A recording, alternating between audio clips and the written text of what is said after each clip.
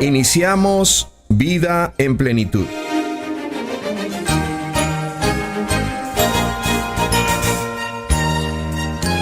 Un espacio en el que destacados profesionales nos comparten consejos y orientaciones sobre psicología, medicina y temas legales. Vida en Plenitud, un programa donde nuestro especial invitado eres tú.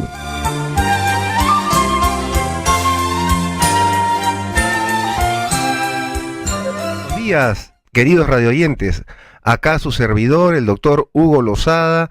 En la conducción ahora va a estar Nadia Lozada y vamos a tener un programa más bastante interesante con una invitada de lujo, la doctora Giovanna Galarza, y vamos a tener un tema bastante controversial, bastante, a veces podemos decir hasta doloroso, que es cáncer en niños.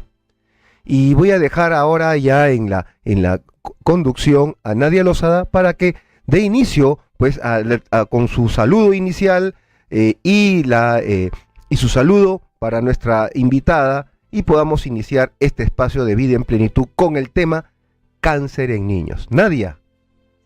Buenos días, radioyentes. Hoy vamos a hablar un tema sobre qué es la oncopediatría. Y bueno, mi entrevista va a ser Giovanna Galarza. Es una psicooncóloga que trabaja en el INEN. Y bueno, vamos a empezar con las preguntas. Y que no es cualquier psicooncólogo, es la jefa del servicio de salud mental, la jefa del servicio de psicología de salud mental.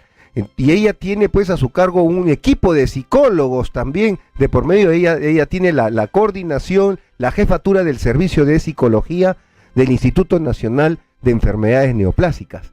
Así que Nadia, continuemos. Sí, bueno, buenos días a todos. Bueno, Giovanna, la primera pregunta es, ¿cuál es el rol del psicólogo en una unidad oncopediatra? Hola, ¿qué tal Nadia, Hugo?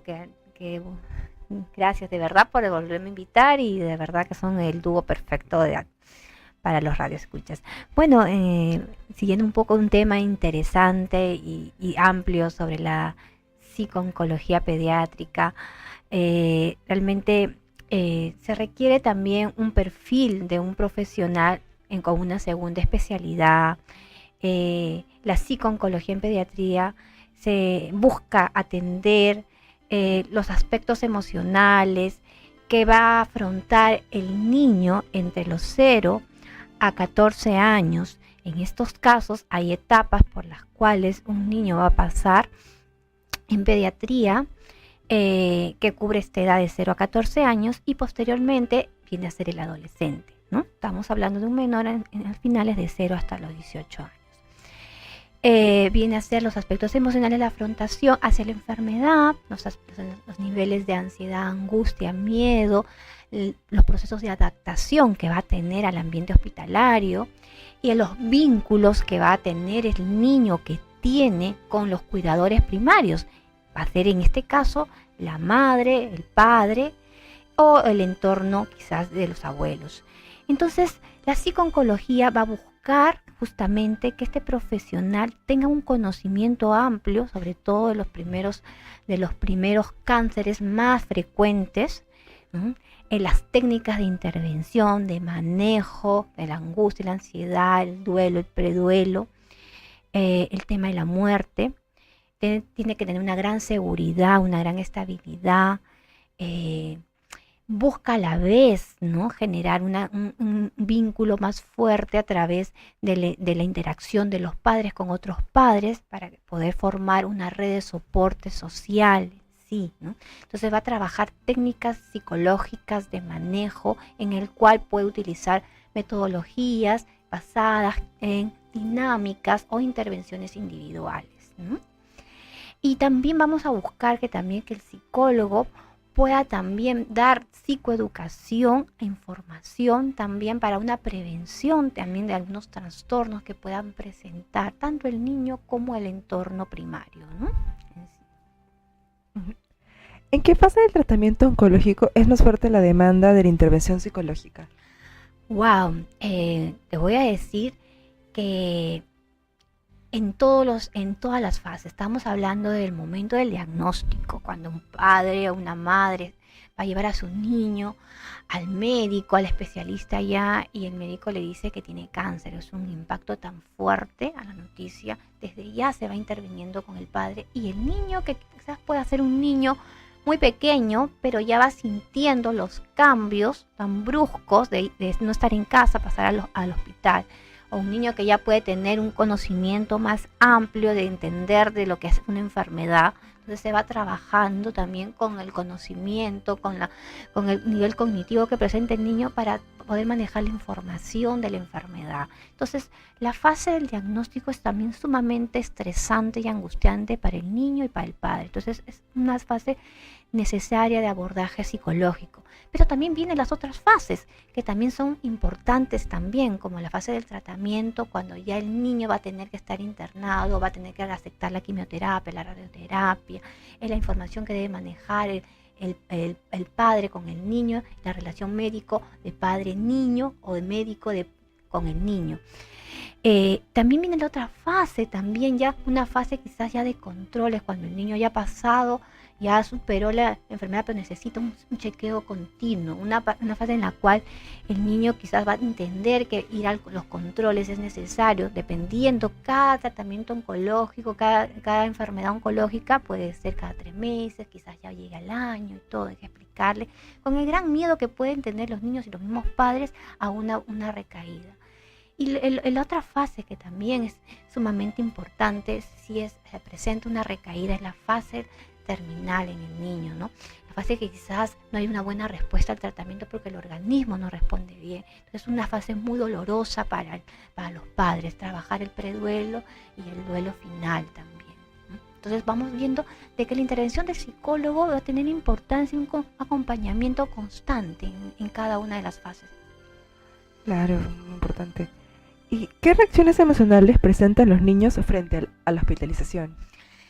Pues te voy contando de que cada niño viene de un núcleo familiar, de una dinámica familiar, de un hogar muy distinto, donde hay mucha relación con la educación, los valores que van teniendo. Entonces, la forma de crianza que va teniendo el niño va a repercutir en su afrontamiento, en la adaptación al proceso. Entonces el niño va a presentar a veces reacciones tan normales como los miedos, la inestabilidad emocional frente a un ambiente que quizás lo va a considerar hostil para el niño, ¿no? Personajes nuevos que van a estar constantemente tocándolo, revisando, que va a ser la enfermera, la técnica, el personal médico tan distinto, los técnicos de laboratorio, etcétera. Entonces generan en los niños unas reacciones de mucho miedo y que pueden llegar hasta unos trastornos quizás de fobia, de reacciones de rechazo. Entonces el trabajo ahí con el padre, con la madre, es necesario para buscar que la comunicación sea asertiva y bajar los niveles de ansiedad del niño y que estos niños pierdan el miedo al mandil blanco, al acercamiento con el médico, a la revisión de los médicos. Otra de las reacciones también que se presentan mucho, quizás dentro de estos miedos, también es cierto los niños que tienen también estos problemas para dormir.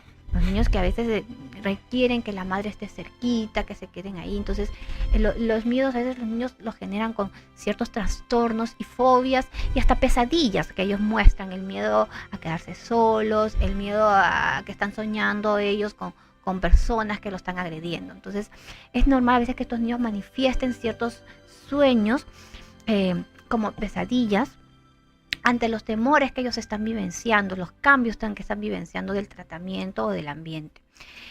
Otro tema es también ayudar que estos niños a veces, el de ya no tener tan cerca a los amiguitos del colegio, a los hermanos. Entonces los niños, ellos comienzan a sentir como que ellos son el centro mucho más de atención de papá. Entonces muchas veces generan ciertas demandas de querer tener todo a la vez. Entonces hay que ayudarle a estos niños a que ellos también necesitan también ser más seguros, ¿no?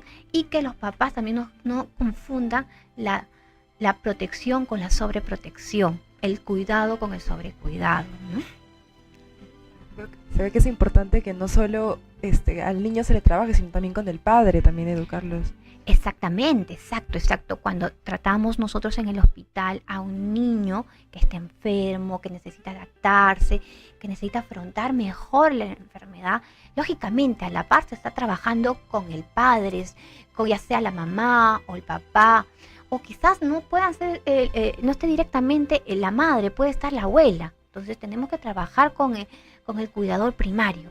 Claro. Y al niño también no se le debe tampoco ponerlo en un lado como demasiado sobreprotección, sino... No, hay que enseñarle al niño a que pueda él mejorar sus recursos de afrontamiento, y los niños se van dando cuenta, dependiendo cada edad, los niños van teniendo cierto conocimiento y mejorando su adaptación.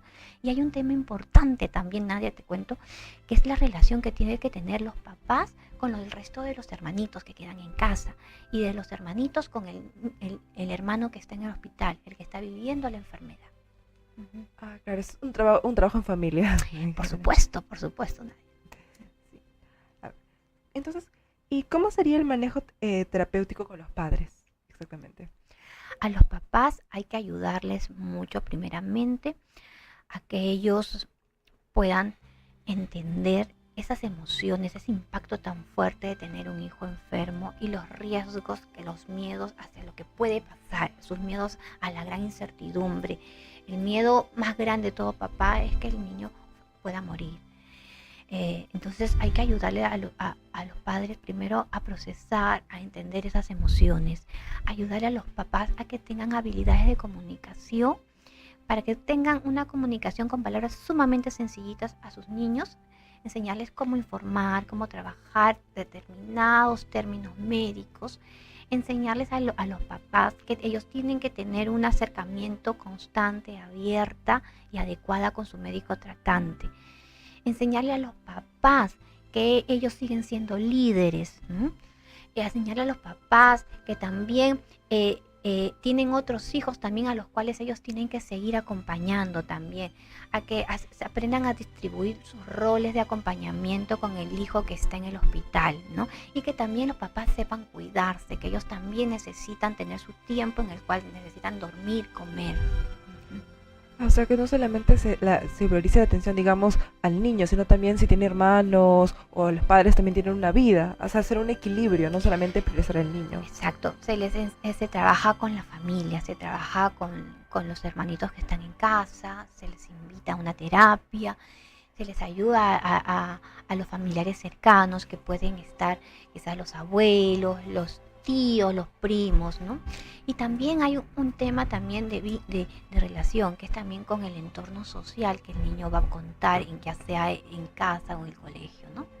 Y si en el caso, digamos, que los padres sean divorciados. Claro, es también es algo que también nosotros tenemos muchos casos en los cuales la ruptura de una relación también se tiene, ¿no? Entonces ahí se trabaja también por separado, pero en un momento se llegan a juntar para darle cierta psicoeducación a ambos. Ay, perfecto. Sí, en breve regresamos.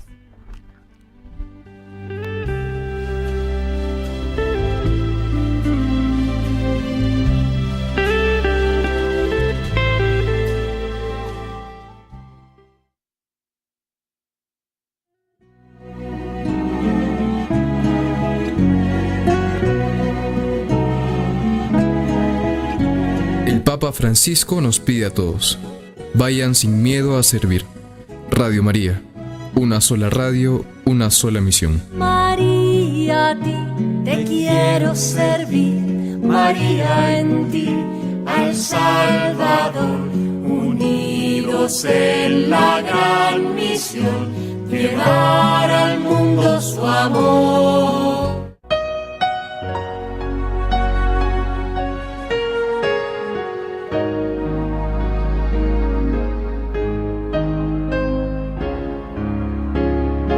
Radio María, una sola radio, una sola misión.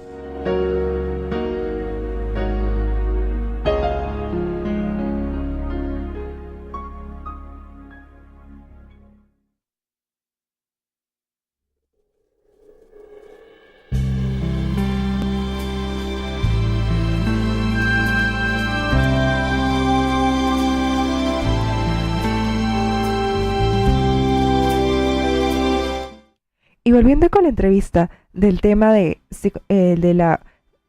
cáncer en niños, continuamos. A ver, Giovanna, es una pregunta que quizás sea muy importante porque es cómo anunciar a los niños cuando tienen cáncer. Por ejemplo, ¿cuál sería la mejor manera de poder informar a un niño que tiene cáncer? Ujú. Pues no hay en la literatura, nos dice que no hay como que una fórmula A, B, C, D, ¿no? Todos vamos teniendo en cuenta el niño, su nivel cognitivo, la dinámica familiar que tiene, qué representa para el niño estar enfermo, un hospital. Esto es a través de la entrevista y la observación que se va teniendo con el niño y con los padres. Entonces, en base a eso, buscamos, educamos, fortalecemos habilidades, damos técnicas adecuadas al papá basadas en palabritas sencillas. Muchas veces trabajamos junto con el médico en base a qué tanta información se le ha dado al papá, ¿no?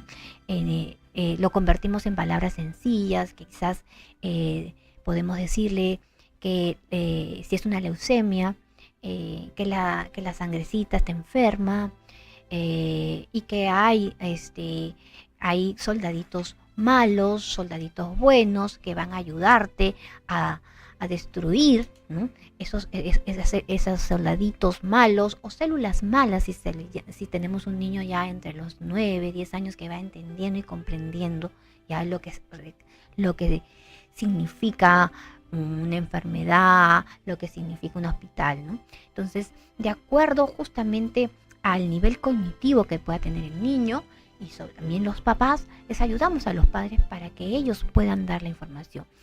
Está claro de que los niños van a recepcionar mejor la información si son los mismos padres quienes se los da.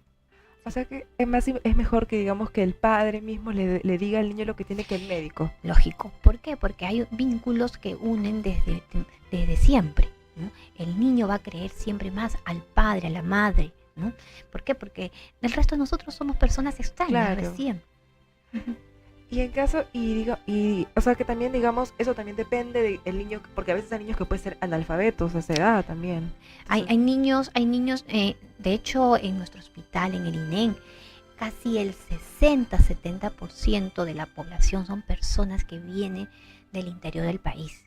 Entonces, de provincia vamos a hablar de que vienen de los lugares más recónditos. Entonces, mucha de esa gente a veces no han podido ir a un colegio.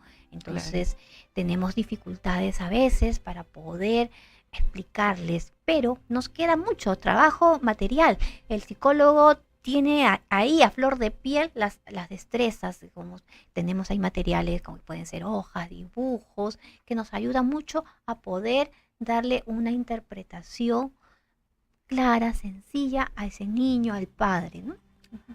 Correcto. ¿Y cuáles son las etapas en la hospitalización de un niño?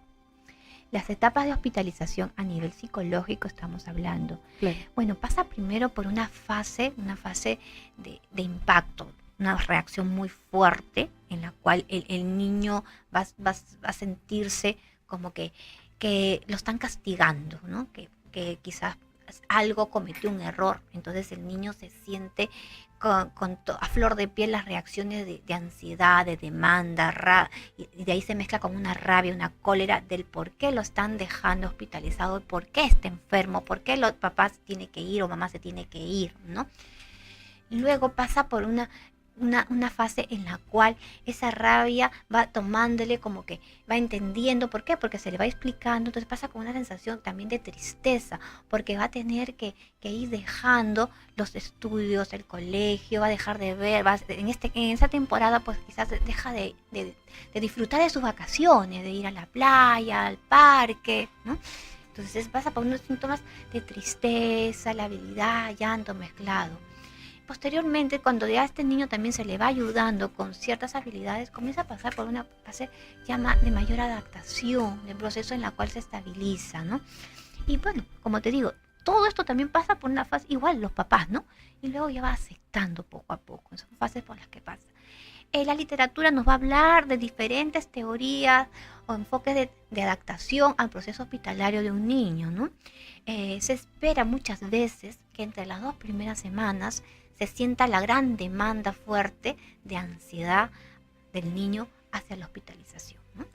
Claro, eso es lógico que al principio tenga mucha ansiedad y en realidad va a experimentar todo tipo. No es que siempre va a estar de cólera, ¿no? No.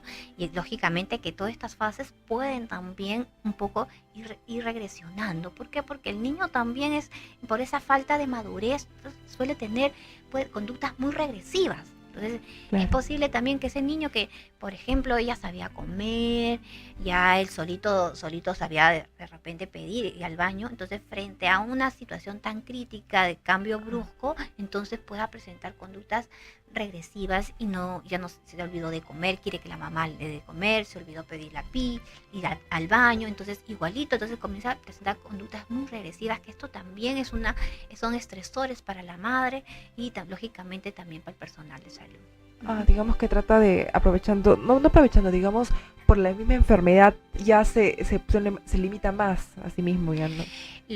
Lo que pasa que en este niño, que frente a tantos cambios hay una gran inseguridad y los miedos, entonces genera una dependencia y esa demanda muchas veces genera como una fuerte demanda de ser el centro de atención y tener a mamá, a papá cerca de ellos. Claro. Y digamos, en el caso, estamos hablando ahora de niños que son normales, que tienen su familia o por lo menos alguien que les pueda cuidar. Pero en el caso que sea un niño huérfano, que no tenga familia, ¿cómo se podría ayudar? Wow, en estos casos que también nos ha pasado en el INEN, se trabaja igual multidisciplinariamente, se trabaja coordinadamente con la trabajadora social. La trabajadora social primeramente busca que este niño tenga la ayuda correspondiente, ya sea a través del albergue, ¿no? Pero el apoyo psicológico también se trabaja bastante con estos niños, ¿no? Tenemos nosotros también dentro del trabajo en pediatría, tenemos también el trabajo de las damas voluntarias, de Aprendo Contigo, que dan acompañamiento a estos niños, ¿no? Entonces, es muy triste que estos niños estén solos así.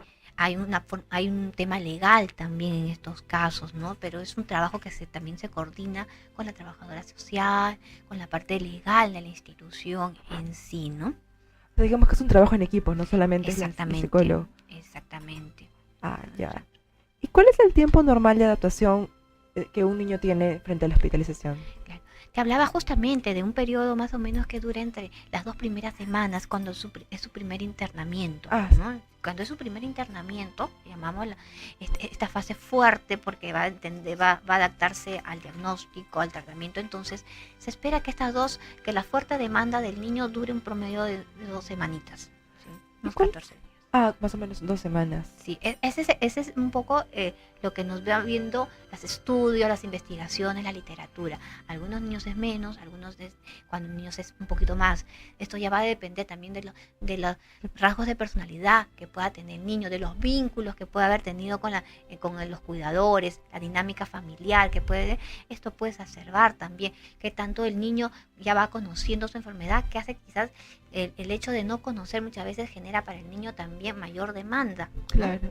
Si la mamá le dice, no, tú vas a estar acá solamente unos días, tú no tienes nada, no estás enfermo, y el niño va viendo que va pasando unos días, se convierte en 2 semanas, 3 semanas, lógicamente. Entonces el niño va a decir, ¿qué está pasando? Alguien me está mintiendo, ¿por qué no me saca?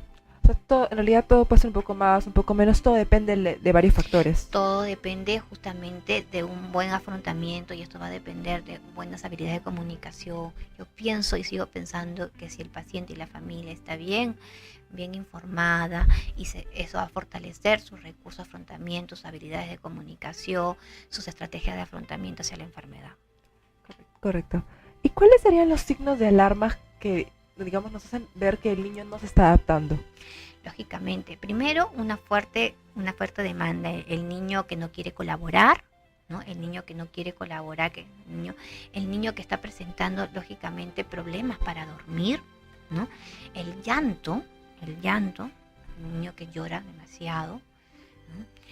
Son signos muy frecuentes que nos dice este niño no tiene buena. El niño que lógicamente hace rabietas, ¿no? O el niño que puede estar completamente aislado, no participa, no se integra al grupo, al resto del grupo. El niño que quizás el médico dice, Giovanna sí se puede movilizar, sí puede ir a la salita de juego, sí, pero el niño se hace como que no tiene ganas, quiere dormir echadito en su cama. Entonces hay una gran tristeza que está diciendo que este niño, hay problemas emocionales que no le van a permitir una buena adaptación, integración al entorno del medio ambiente hospitalario. Esto es importante recalcar porque algunos piensan que la pasividad es porque está bien. Es cierto, es el término, el niño que está tranquilo, el niño que a veces se considera como el niño colaborador, pero es el niño que puede estar entre comillas tranquilo, pero que no se integra a su grupo de pares, el niño que no participa en los juegos con otros niños, el niño que no participa con la dama voluntaria para hacer los dibujos, el niño que no quiere hablar muchas veces, ¿no? Entonces hay que tener ojo, pestaña y ceja, nosotros como psicólogos al toque, o el personal de salud, las enfermeras tienen que avisarnos para poder abordarlo. Ya, correcto. ¿Y qué rol, en este caso, habíamos tocado hace un rato el tema de la familia, en el caso de los hermanos o los acompañantes, específicamente, ¿cuál es el rol de los hermanos que tienen en este proceso? Los aspectos emocionales, la psicología, del afrontamiento de los hermanos frente a uno de ellos enfermo es también todo un tema de abordaje. Hay que ayudarles a estos hermanos también a procesar las mismas angustias y los miedos frente a tener un hermanito, ya sea el hermano mayor, el intermedio o el menor que esté enfermo, ¿no? Porque también ellos también necesitan en su crecimiento lógico que están viviendo, necesitan también el acompañamiento, la seguridad, necesitan también ponerles límites, educarlos, criarlos por los padres. Entonces hay que ayudarlos a estos niños también, ¿no? A que ellos también sientan que también ellos están siendo reconocidos, ¿no? Por los padres como parte, y ayudarles a ellos a que ellos también puedan tener una comunicación con el niño que está hospitalizado. Nosotros ayudamos justamente a que ellos puedan escribirles, mandarles dibujos, a que si se pueden, ahora con el teléfono, llamar, que los llamen. Interesante, de todas las maneras para estar en comunicación con el niño. Bueno, ahora vamos a una pausa, estamos regresando.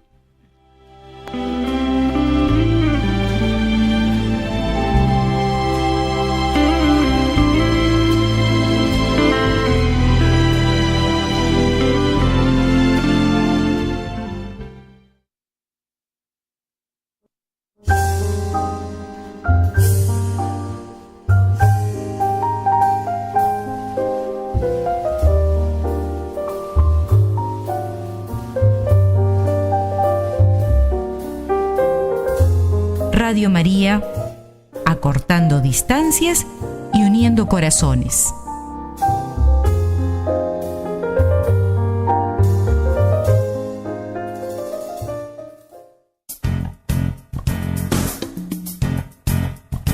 Es hora de participar con sus llamadas, tan solo marcando nuestro número de cabina 716 16. Encantados de atenderte.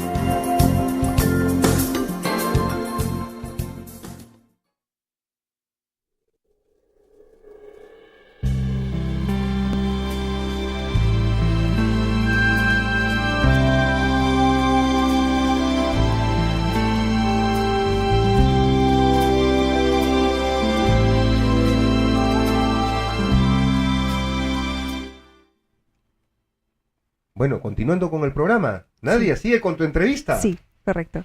Este es un tema que es muy importante, ya que los niños son los que tienen siempre, los padres. ¿Cómo trabajar un preduelo y duelo con ellos, con los padres?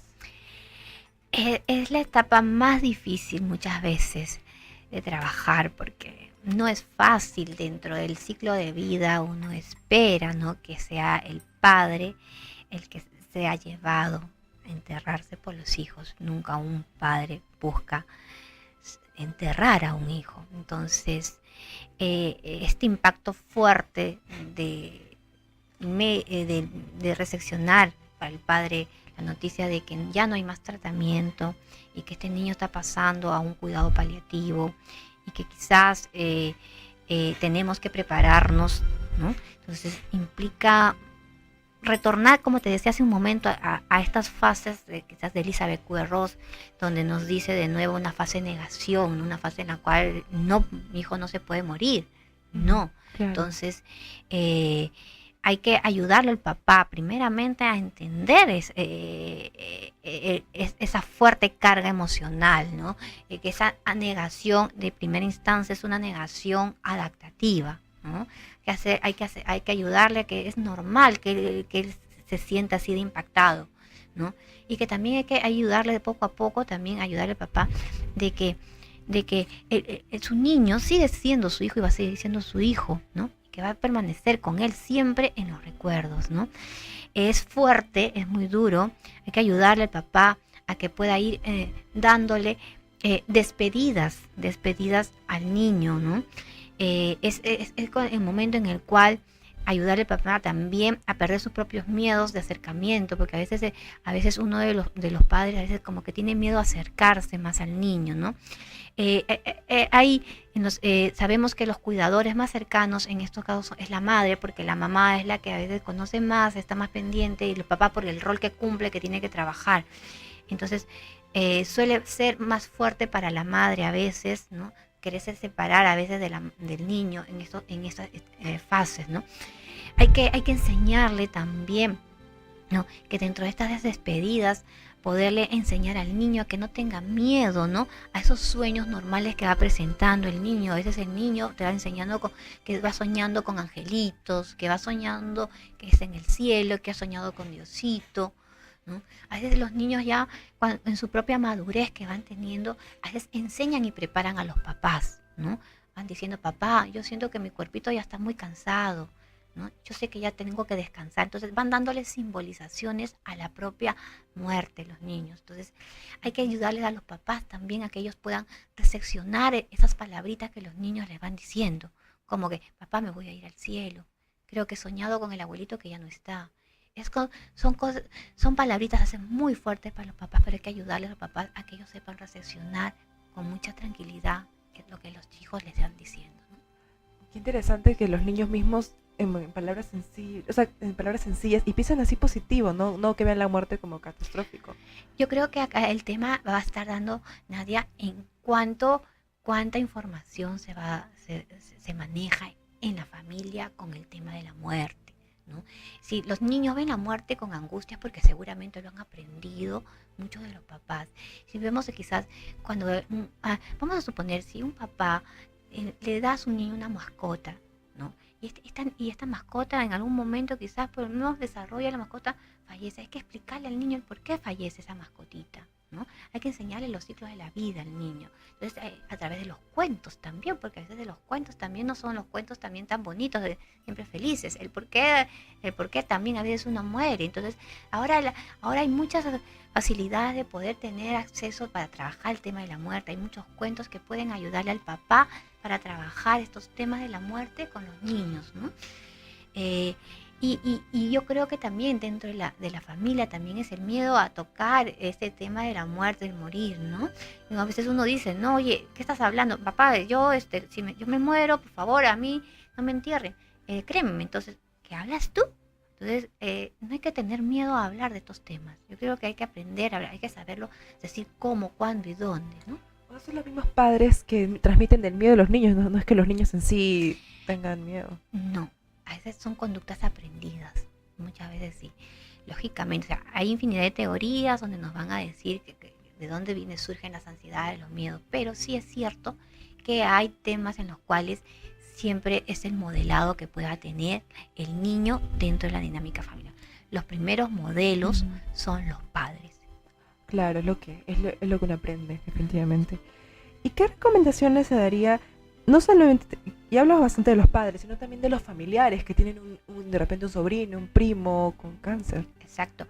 Acá el tema de trabajar con los abuelos, los tíos, los primos en sí, que ellos vienen a ser los acompañantes, ellos vienen a ser los que van a hacer las visitas, los que van a ayudar en algún momento, los que van a proveer de repente de lo que necesitan los papás en esos momentos.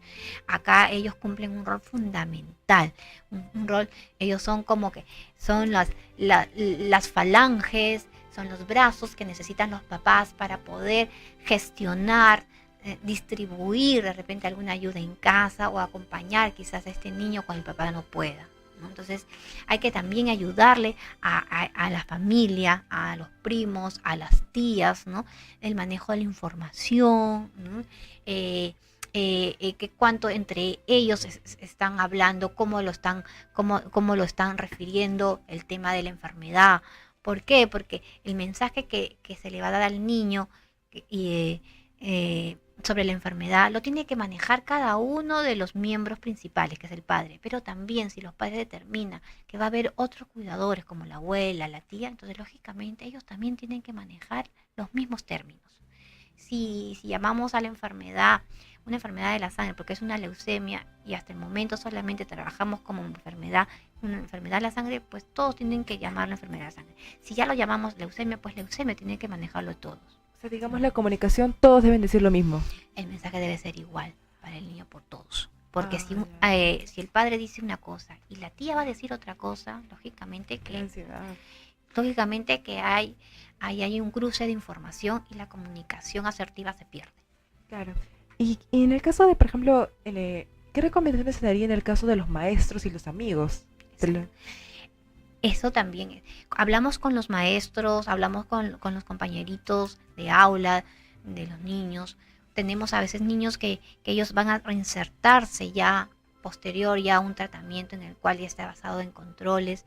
Entonces el médico refiere, ya es tiempo que pueda retornar al colegio, entonces se trabaja mucho, se trabaja con los profesores para que el profesor como líder del grupo del aula, primeramente sepa que tiene un niño que va a tener que ir días determinados a controles. Es el médico, el profesor que va a ser justamente el informante con los restos compañeritos. Entonces es el profesor que hay que educarlo, ¿no? Que tiene que informar y que tiene que trabajar con los compañeros más cercanos para que estos niños no sientan tampoco el temor de ver quizás al compañerito que retorna después de varios meses sin cabellito, con el colorcito de piel quizás de otra forma distinta, ¿no?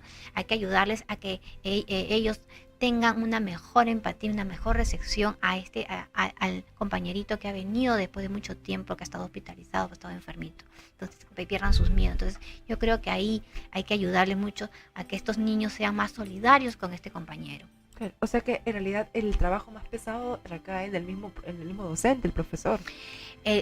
Lógico que el docente es el modelo, es el que va a moldear a sus alumnos, el que va a dar valores también, el que va a educar y va a formar a esos compañeros, a ese grupo de niños que están ahí. Entonces, él es el primero, el que va a necesitar justamente las herramientas adecuadas para poder apoyar a ese niño que se está reinsertando al grupo, al aula.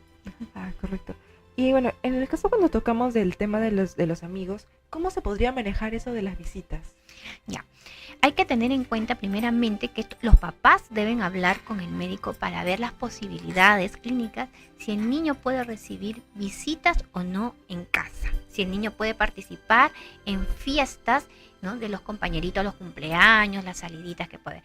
Primeramente, si el médico ve que clínicamente lo puede hacer, entonces hay que ayudarle al papá que pierda el miedo, ¿no? Porque el miedo del padre muchas veces es que su hijo sea rechazado, ¿no?, que sea marginado por los compañeritos al verlo quizás con el gorrito sin cabello, ¿no?, con las uñitas de otro color, la piel pálida. Entonces mucho es el miedo quizás también. Entonces ayudarle a los papás a que también es importante, parte de su mejora, parte de su calidad de vida del niño también es que se vaya poquito a poquito reinsertando. Entonces darle a escoger también al niño cuáles son los compañeritos más cercanos que puedan visitarlo y qué fiestecitas también podría él visitar o qué salidas puede, si es al cine, quizás, ¿no?, una fiestecita, un matiné de repente, ¿no?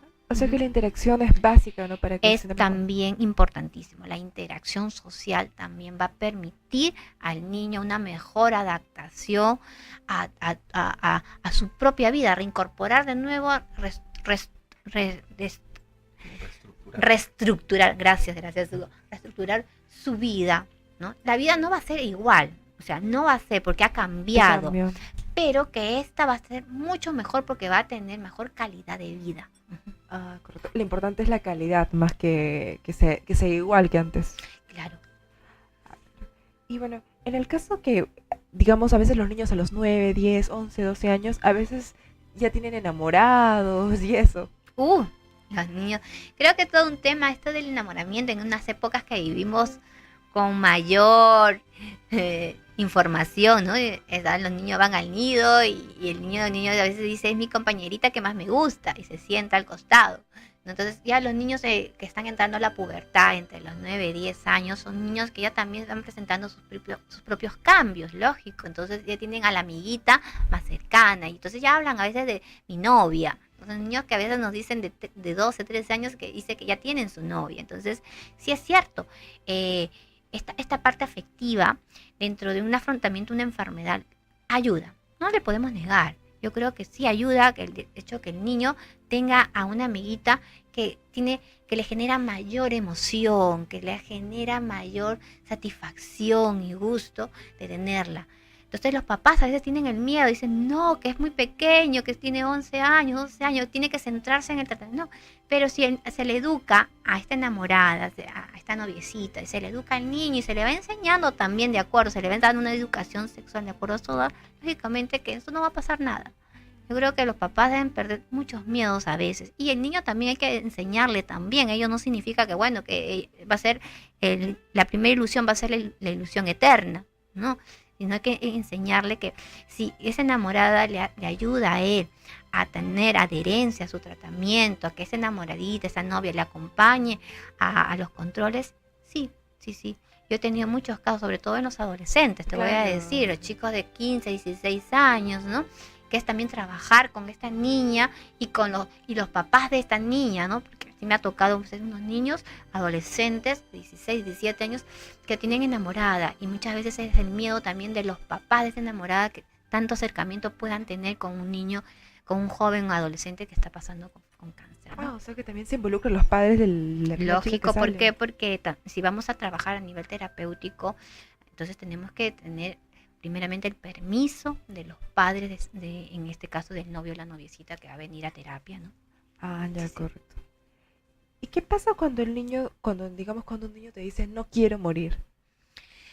Lógico, nadie desea morir, nadie. Yo creo que esa es a veces una reacción, una respuesta normal a veces, pero también psicológicamente vamos viendo ahí qué es lo que oculta, cuál es el otro mensaje oculto que viene en no quiero morirme, ¿no? ¿Qué es lo que qué está pasando? ¿Cuál es el gran miedo del niño, ¿no? Yo creo que ahí es lo que yo te decía hace un momento, ¿no? El miedo a qué teme el niño, qué es lo que simboliza para él la muerte, vamos a suponer, ¿no? Es como el miedo al tratamiento, no quiero recibir inyecciones, ¿no? ¿Qué pasa con ese niño que no quiere recibir inyecciones? Quizás porque tuvo alguna experiencia muy fuerte, quizás porque tuvo un mensaje, lo que representa ir al doctor, porque es lo que muchos papás a veces dicen, si no comes te llevo al doctor para que te ponga inyección. Entonces genera Condicionamiento. le genera, claro, lo que hace aprender es que el niño le tenga miedo, pavor, fobia a las inyecciones y a un mandil blanco. ¿Qué pasa con este niño que a veces dice, no me quiero morir? Lógico, no se quiere morir, nadie desea. Pero si está en una fase terminal, está en un proceso en el cual quizás es a veces la misma angustia de los papás que lo están reteniendo este niño. Claro, le genera Sí. mayor estrés que lo que él mismo sentiría. Ujú. Vale, correcto. Y dime, ¿y cómo podemos ayudar al niño para que verbalice esas emociones ocultas? Ajá. Nosotros los psicólogos, junto igual con los psiquiatras, tenemos las herramientas de formación. Dentro de nosotros como psicólogos y terapeutas manejamos herramientas psicológicas como las pruebas, ¿no? Ya sea pruebas proyectivas, manejamos también, nos ayudamos de material lúdico que nos ayuda también que este niño pueda expresar esos miedos, esas emociones que pueden causarle a él, ¿no? Nos ayudamos con muñecos, con colores, con crayolas, con plastilinas, con materiales lúdicos, que puede ser una simple rompecabezas, un cuento. Nos ayudamos a poder, las pruebas proyectivas que nos ayudan bastante a nosotros clínicamente para ayudar una buena entrevista y una técnica de observación minuciosa al niño. Permite nosotros también poder nosotros explorar y también determinar cuáles realmente son esos miedos específicos que generan esa gran ansiedad. Digamos, mediante las pruebas psicológicas, las proyectivas nos ayudan a ver. Hay pruebas que son justamente de cuestionarios para que el niño, si el niño es grandecito, pueda marcar. Hay pruebas si los niños son muy pequeñitos, que se les va haciendo a la madre, y también hay la caja terapéutica de juego, que nos ayuda también a trabajar con el niño pequeño, mucho menor, de 4 años, ¿no? Ya, correcto. ¿Y qué recomendaciones se daría a los padres que tienen hijos con cáncer? Wow.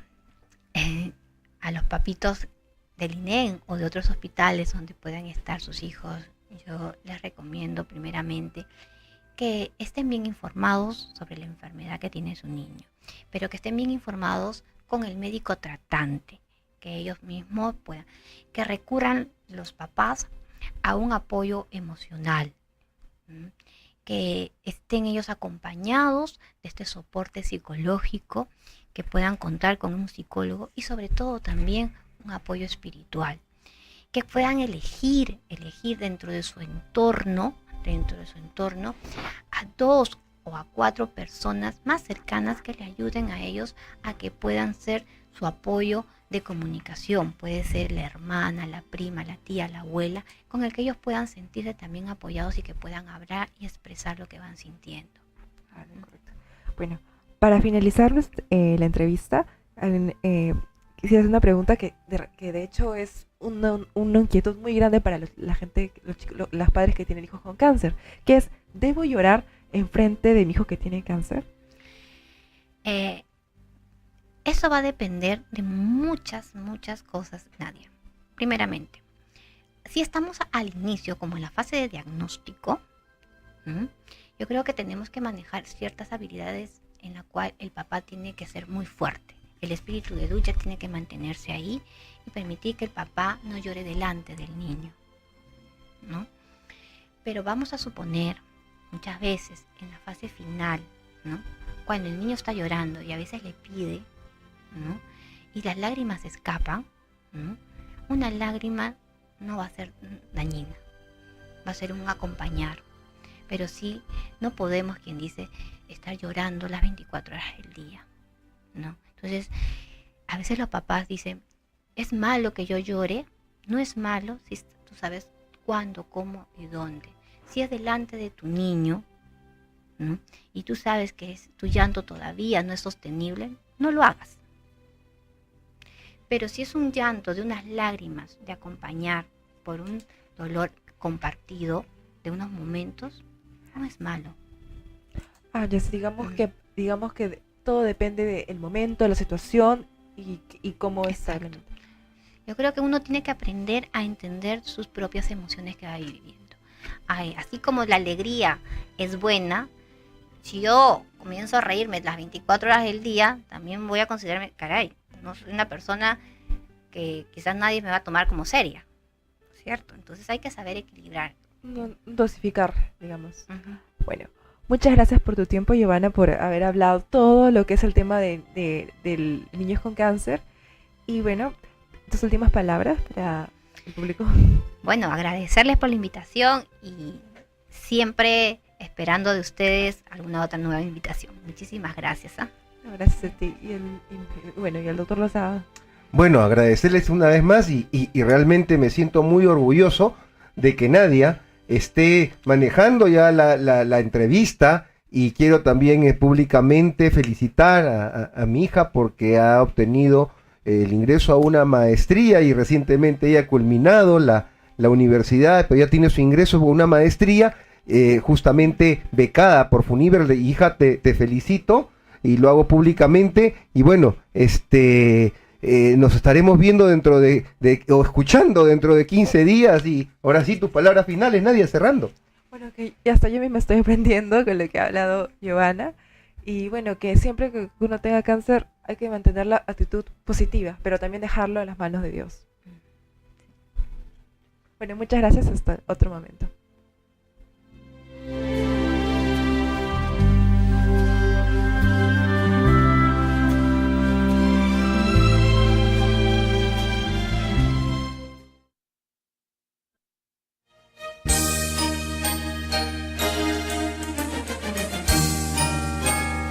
Has estado en sintonía de Vida en Plenitud. Un espacio pensado para ti en Radio María.